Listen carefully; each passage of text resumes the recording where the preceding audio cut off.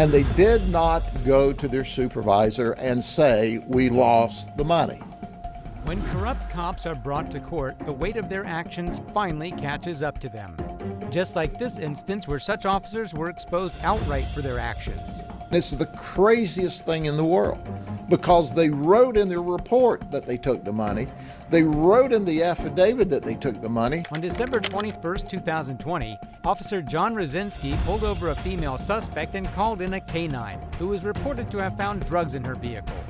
However, the truth of the ordeal is far from the story Rosinski told, and when it came to light in the courtroom, it left everyone shocked. Good morning, everyone. Thank you for being with us today. On the first day of employment at the Sheriff's Office, and we hire once a month, I meet with the men and women, and I said I expect you to be honest, ethical, and moral all the time. I expect you to treat people like you'd want your mother treated, and if you do that, you'll have a wonderful career here. And then I go on to explain that, if you work for a fast food restaurant. If he expects morality and ethics, Officer John is the last person he should turn to. This corrupt officer is far from being honest. And they catch you sliding pizzas out the back door to their friends, they will terminate your employment and run you off. But there's a difference. If we find you violating the law at the Sheriff's Office, we will also terminate your employment, but we will lock you up in the county jail. We're held to a higher standard. You can't police a community if you don't hold yourself to a higher standard than you expect of the people from the community. Then I look at them and I say, do you understand what I said? The sheriff clearly took this matter very seriously. It's uncommon to find a righteous officer nowadays, but this one is determined in his duties. And I have them all say, yes, sir, I understand. These folks forgot. They forgot what they were taught. They obviously didn't pay any attention to my warning.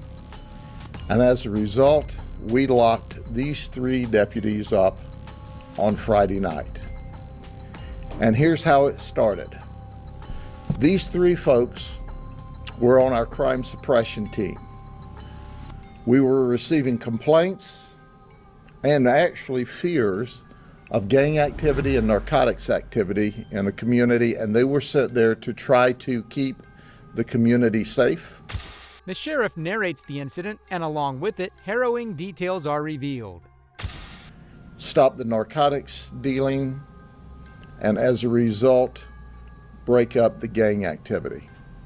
While patrolling in the Winter Haven or the Central District area, they came upon a suspect who ran a red light, John Rosinski, who has been with us for about 3.5 years, stopped the vehicle. He was backed up by Jamal Lawson and Garrett Cook.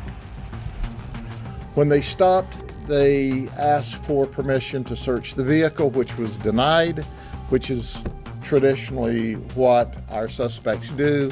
What started as a routine stop for running a red light quickly escalated into a display of poor judgment by the officers. I wish I could say I'm surprised, but the force is full of such egotistical and corrupt cops. We called the canine. The canine did a search and alerted to drugs. They searched the vehicle and they found in the trunk of the vehicle marijuana and alprazolam, controlled substances. So they arrested the suspect, and in the suspect's pocket, it was a female. She had more marijuana in small quantities and $723. When they wrote in their affidavit to put her in jail, and John Rosinski was the arresting deputy, they wrote that they seized a large quantity of cash. The discovery of drugs and cash is no surprise given the canine alert, but it's disturbing how this moment, which could have been a straightforward arrest, became the foundation for theft and misconduct. So they wrote it in the arrest affidavit, and they also wrote it in their initial report. So this was on the 21st of December. They take the suspect to jail, they have a day off, they come back to work on the 23rd of December, where John writes his report and he processes evidence, and he puts several pieces of evidence into property and evidence. But they don't put any cash, any money into property and evidence. What the three of them talk about on the 23rd is, the money's missing. They counted it, all three of them at some point in time counted the money and determined it was $723. The officers' lack of accountability for the missing money is astounding. Instead of confronting the problem openly, they choose to play the blame game.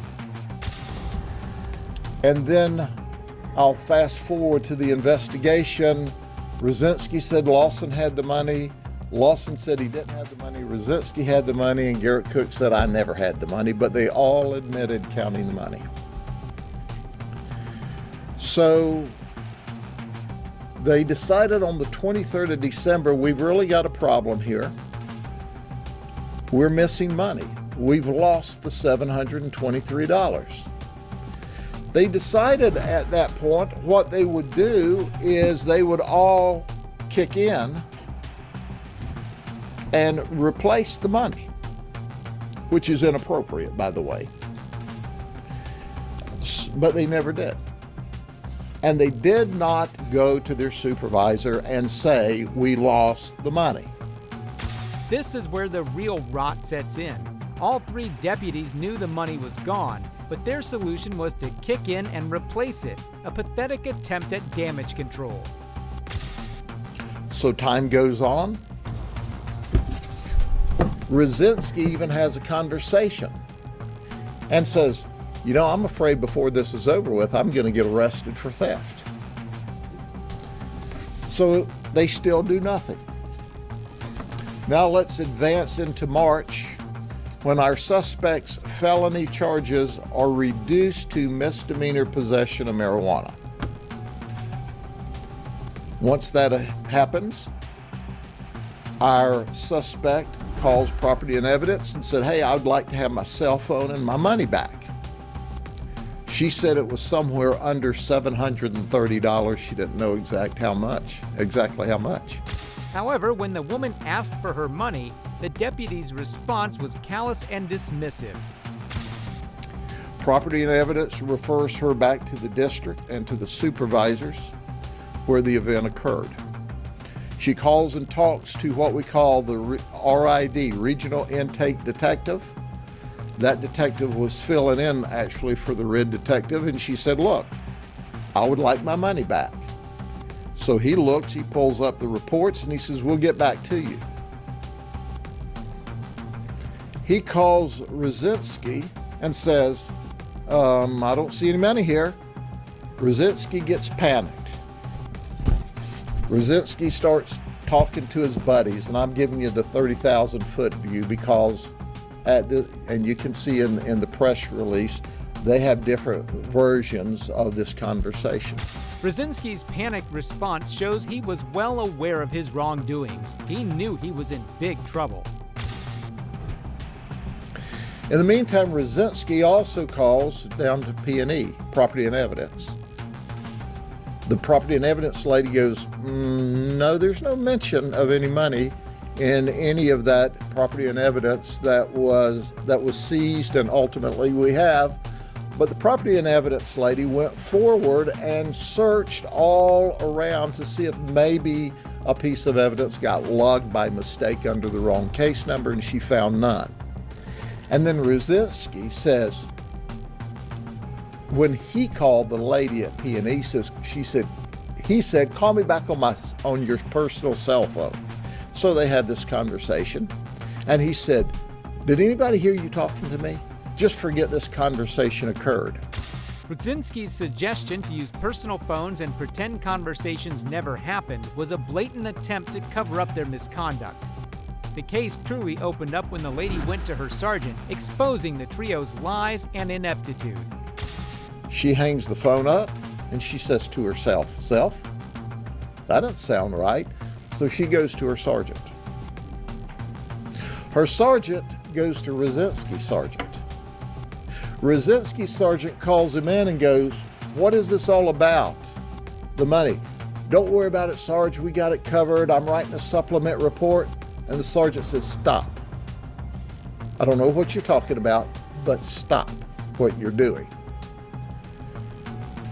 Everybody did what was right when it came to their attention by our suspect, who is now the victim of a theft.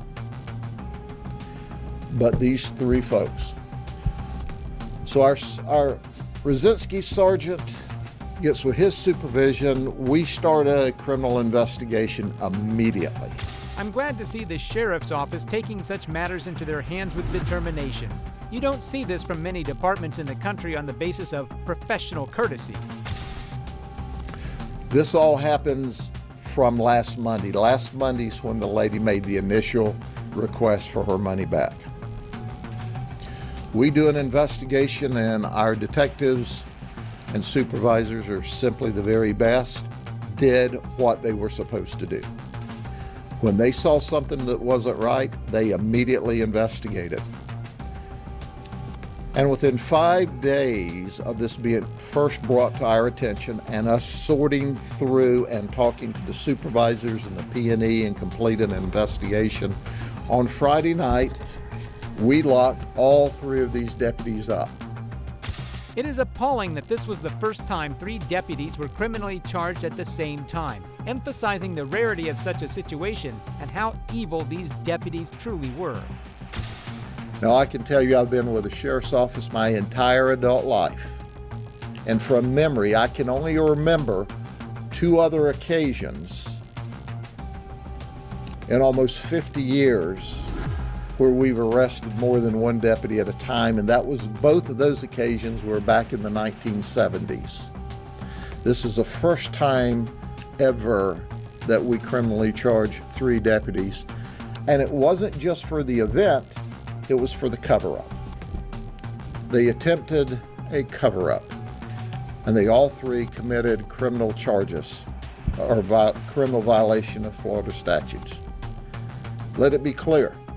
While the deputies failed the community, the department took the necessary actions to ensure justice and to ensure that no deputy ever has the audacity to do such a thing again.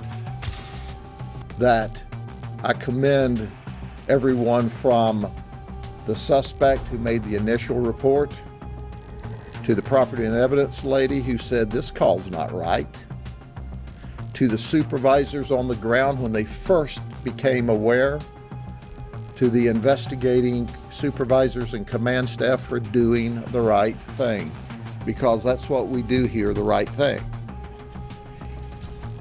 If this group of people had done the right thing, we would have done the right thing. They did the wrong thing, we still did the right thing. We locked them up and in jails where they belong. Auditing all cases involving the arrested deputies was an essential move. Their demonstrated lack of integrity raised legitimate concerns about the accuracy and legality of their past actions. In short, these deputies had just dug their own graves. So let me give you some background. As a result of this horrific, totally illegal, in violation of all the policies conduct, we will go back to each of these folks and audit every report they ever wrote that dealt with an arrest or seizure of any property. It will take us some period of time. And here's my promise to the community, and here's my promise to these 3 folks. If we find evidence of any other criminal event, we will go back to your house and we will arrest you again and we will put you in jail. The decision to drop charges against the original suspect was the only ethical choice, and that's exactly what the authorities did. At this point in time, obviously, we've not had time to do that audit because we were working all week long on arresting them in the first place. But we took this a step further.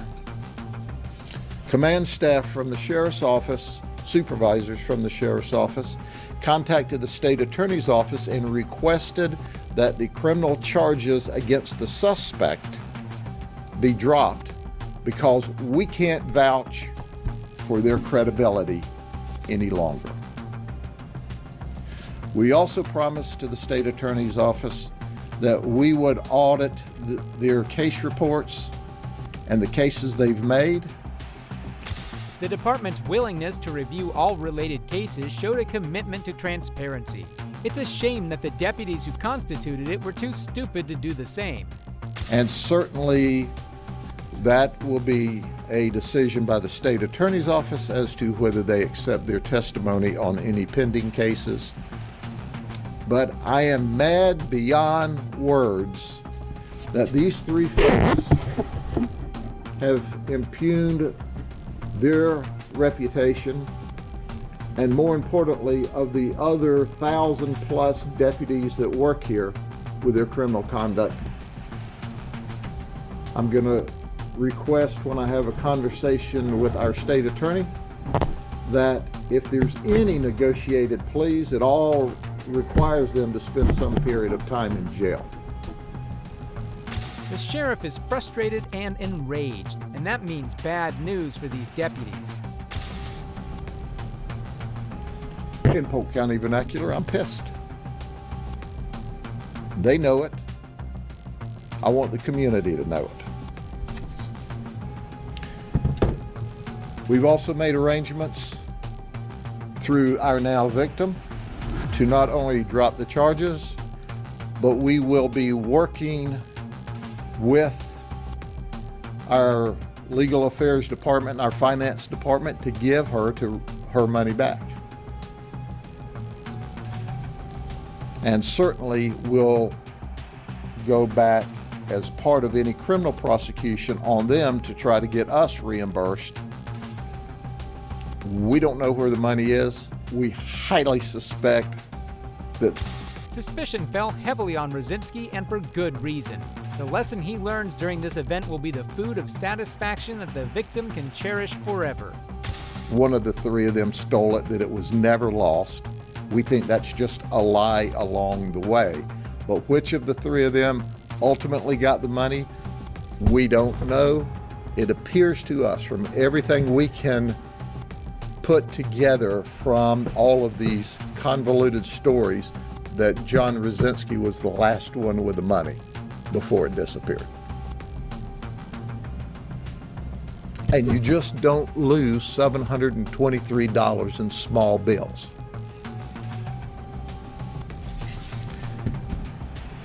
So I'm pretty hot about that, as you can well imagine.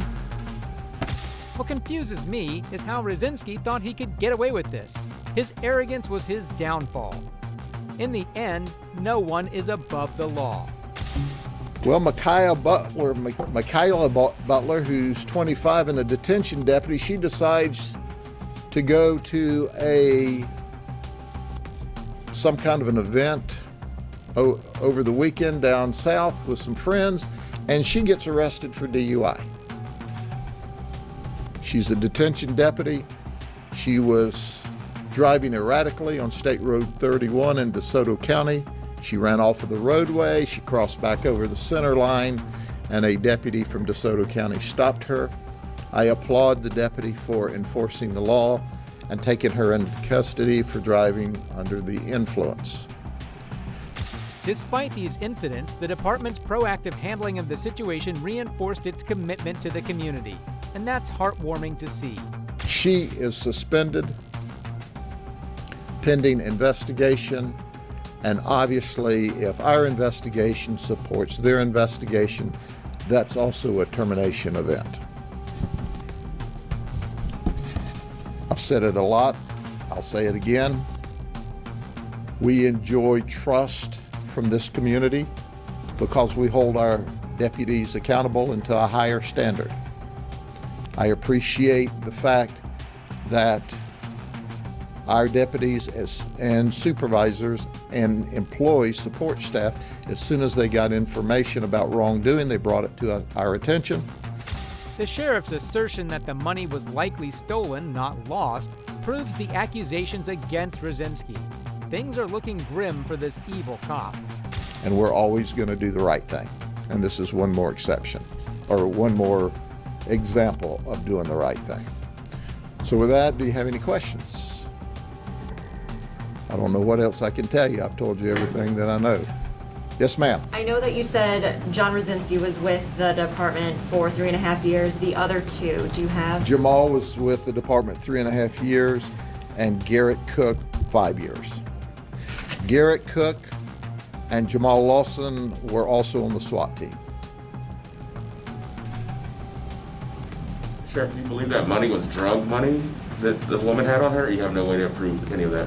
Well, that was the original charges because it was in small bills, and small bills are what we see on street sales of drugs.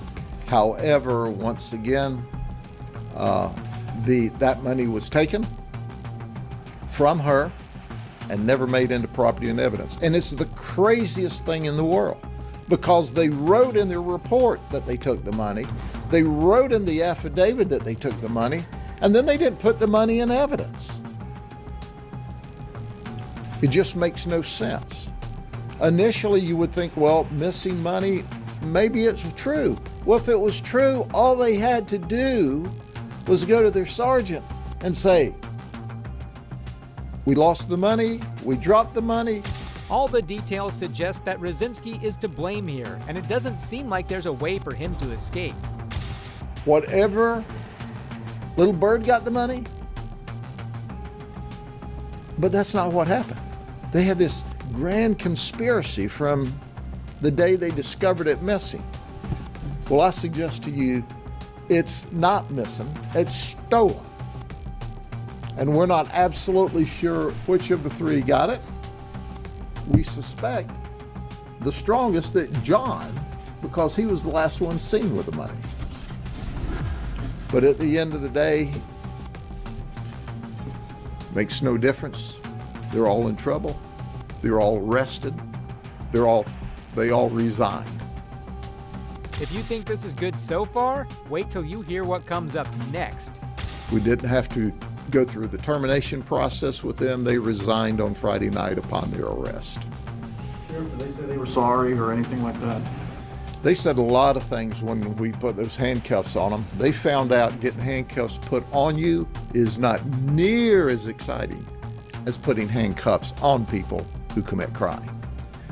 But our detectives were really pleased to put handcuffs on the three of them. It seems like a lot to risk for such a relatively small amount of money. They didn't just risk their job, they risked their reputation, they risked any future opportunities to work in law enforcement, they risked everything over a tiny amount of money. However, this wasn't the end of Rosinski's suspicious antics. He sent Rosinski $500 through his Apple Pay. Rosinski obviously had to put it in his account because that's how it moves. Rosinski was doing a supplement report, and he also dummied up a swear-to, that's part of his criminal charges, a swear-to affidavit, and that's when we said time out. So whether or not he would have put the money in evidence or not, we don't know, because he never had a chance to, because we stopped it. We were involved in it. So Jamal is out $500 more that Rosinski has in his account. But we'll let them deal with that. The extent of this officer's corruption is appalling, but luckily he couldn't get away with any of it. We're dealing with the criminal part. I don't know, maybe Jamal will want to come back and file a theft charge on him later if he doesn't get his $500 back. We'll take the report. We'll file another charge. But right now it appears to be a civil engagement involved in the middle of a criminal event. Anything else? The sheriff's concluding statement will truly reinstate your faith in law enforcement. If we find that they have violated other criminal charges, we'll send out another press release. Thank you. God bless you. We'll see you next time.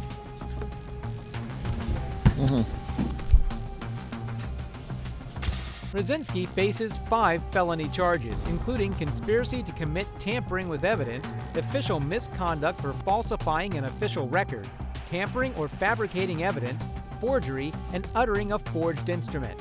He had been with the sheriff's office for 3.5 years. Lawson faces 3 felony charges, including conspiracy to commit tampering with evidence, official misconduct for causing another person to falsify an official record, and tampering or fabricating evidence by transferring money to Rosinski, knowing it would be submitted as evidence. Like Rosinski, he had also been with the sheriff's office for 3.5 years. Cook faces 1 felony charge of conspiracy to commit tampering with evidence. He had been with the sheriff's office for 5 years. If you enjoyed this video, consider leaving a like and commenting below with your thoughts. And if you liked this video, you'll love this next one where this corrupt cop didn't even realize that he was being recorded. She said she's not signing it. Put your hands behind your back. Sir, you're hurting me. Okay. When corrupt cops don't realize they're being recorded, what unfolds is a gripping display of raw, unfiltered reality. Just like the first case where an officer turned on the very man who had called for help, exposing a shocking abuse of power. I said you can't come in. Mandy, he's Mandy. I know the law. Man, don't believe me. Mandy, what the fuck you talking?